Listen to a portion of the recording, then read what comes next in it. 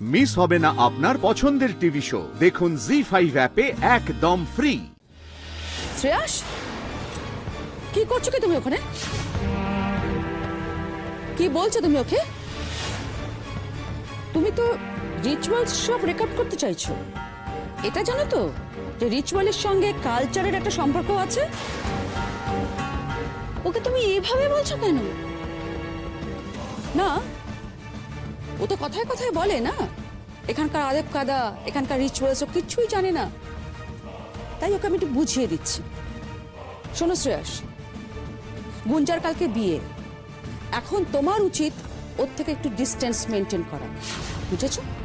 মা আসলে আমি তোমার আইবুড়ো ভাত গুঞ্জা, তুমি খাও। শ্রেয়াস, তুমি এদিকে উঠে এসো। আন্টি, আমি আসলে ওকে ছবিগুলো দেখাচ্ছিলাম।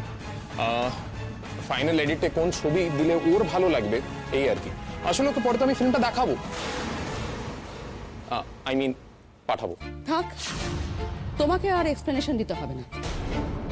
শোনো শ্রেয়াস, তোমাদের ওই দেশে ছেলেমেয়েরা বিনা কারণে একে অপরের সঙ্গে খুব খোলামেলা ভাবে মেশে, একে অপরের খুব কাছাকাছি যায়, কিন্তু এদেশে না সেটা হয় না।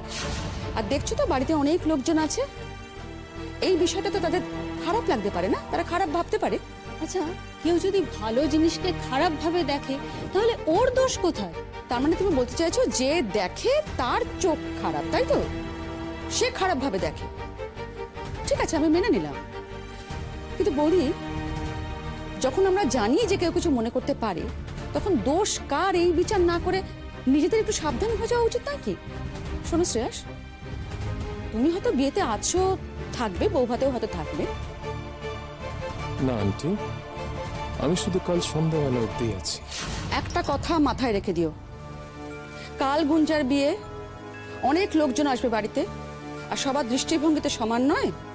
আর রোদ্দুরের বাড়ি থেকেও প্রচুর লোকজন আসবে, তারা হয়তো বিষয়টাকে ভালোভাবে নাও নিতে পারে।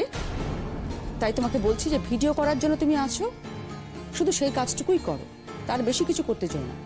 ভুলে যেও না, রোদ্দুরের বাড়ি কিন্তু জয়েন্ট ফ্যামিলি। এমন কিছু করো না যেটা ওদের চোখে দৃষ্টিকটু লাগে। মা আসলে আমি ওকে ছবিগুলো দেখাতে বলেছিলাম, ওর কোনো দোষ নেই। আমি শ্রেয়াসকে যে কথাগুলো বললাম সে কথাগুলো তুমিও মাথায় রেখো গুঞ্জা। এখন চুপচাপ খাও। আমি তোমাকে দেখে অবাক হয়ে যাচ্ছি, তুমি বোধহয় ওভার রিঅ্যাক্ট করছো। আর আমিও অবাক হয়ে যাচ্ছি, তুমি কোনো রিঅ্যাক্টই করছো না। আমি তো বুঝতেই পারছি না এতে দৃষ্টিকটুর কি আছে। ওরা তো ভাই বোনের মতো। হ্যাঁ, মতো, ভাই বোন তো নয়। তাও যদি ছোটবেলা থেকে একসাথে বড় হতো সেটাও বুঝতাম, তাও তো নয়।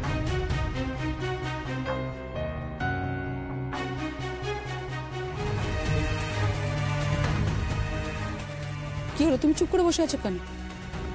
খাও, শুরু করো।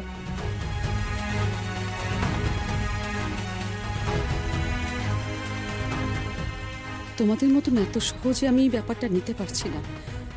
মা তো, মায়ের চোখ অন্যরকম হয়, যত সময় যাচ্ছে তাতে যেন মনটা বড্ড কু ডাকছে।